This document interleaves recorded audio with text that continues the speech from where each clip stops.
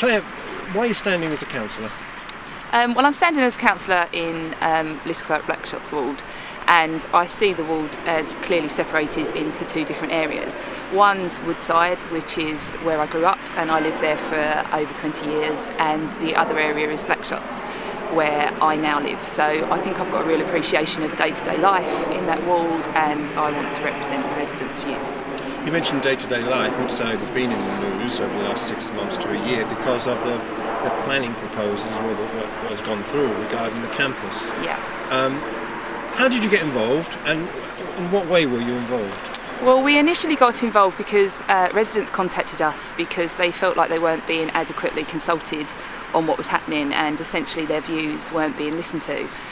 So we took that on board and wanted every resident to have a voice. So we knocked on every door in Woodside, surveyed them, asked them what they thought, gave them the chance to say what they thought, and it came back that 98% of them strongly disagreed with the proposal. So we gave Woodside Action Group our full support as we opposed the proposal as well. But has it ended? I mean, I know the proposal went through. Is there anything else you can do now on that? I mean, our initial opposition to the development was it was on precious greenbelt land, which is disappearing across Thurrock, and that's a real issue. The local doctor's surgery in King Edward Drive is not taking new patients. Woodside School is oversubscribed. And those are still issues that need to be resolved. The traffic was also terrible. I spoke to a lady on the doorstep who actually was stuck in her house for 45 minutes because of a school assembly.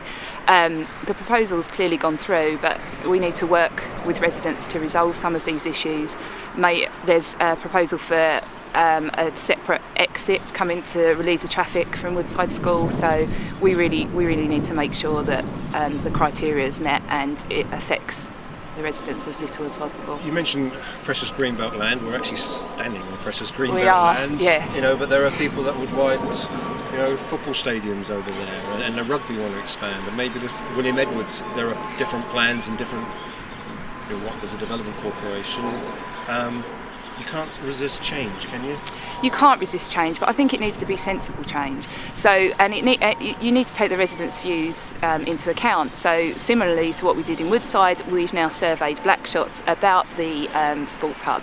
And in terms of consultation, that proposal's been around a long time, and it was really surprising to us the number of residents that didn't know it was happening, didn't know there was any sort of proposal there in the first place. And while there was a lot of acceptance that sporting excellence is a good thing and these facilities are underused, there is still the issue that people view greenbelt land as very precious and want to safeguard that.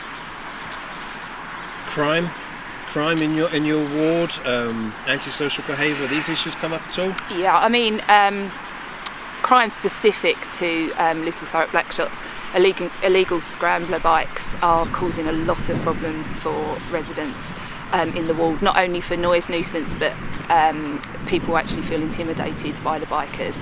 We've actually set up a panel in Blackshots who are monitoring the times and places that the bikers the incidents happen, and hopefully we can pass that on so the authorities can target hotspots. But I do also think that these bikers do have a right to enjoy their motorcycles. So we've also spoken to Arena Essex, and they're actually in the process of building a purpose-built track at the back of their facilities.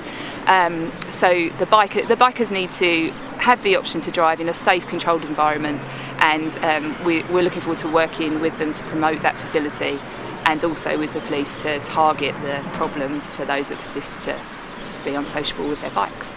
You've been to council meetings, haven't you? Yes. What do you think? It's been a real learning curve for me, and I've learned a lot over the last year. I think that sometimes the real issues are lost with some political bickering. Going back to crime, for example, the DPPOs, which we've just got one on Blackshots Field that is a ban on over 18s drinking here. There was a lot of controversy between the Conservatives and Labour over that, Likewise, as we've been doing with every issue, we surveyed the residents over the DPPOs. As we suspected, they thought the crime and links to antisocial behaviour were more the under 18s than the over 18s, but as a collective whole they welcomed the DPPO, so we supported that. So I think it really should come down at council level to getting out and speaking to the residents and finding out what they think, and then representing that at council level rather than... Why Lib Dem? Why not Labour? Why not Conservative? Why not Independent?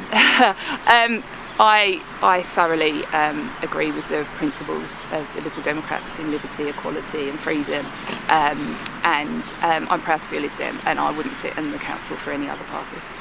What are you going to gauge as success, and what would you gauge as failure on May the 3rd? I think we've already had success. It's been published that we've got a candidate in every ward for the first time in 20 years, and that's fantastic. We have put a lot of hard work into the little Thurrock Blackshots ward this year, and I'm proud of that. Obviously, I'd love that to equate to a bigger share of the vote when it comes. When the election comes along. If it does, that's brilliant, because the voters are telling us we're doing the right thing, and we'll carry on doing that. If it doesn't, we're robust enough a party to learn those lessons, go back, see what else we can do, and try something new next time. Claire, thank you very much. Thanks, Mike.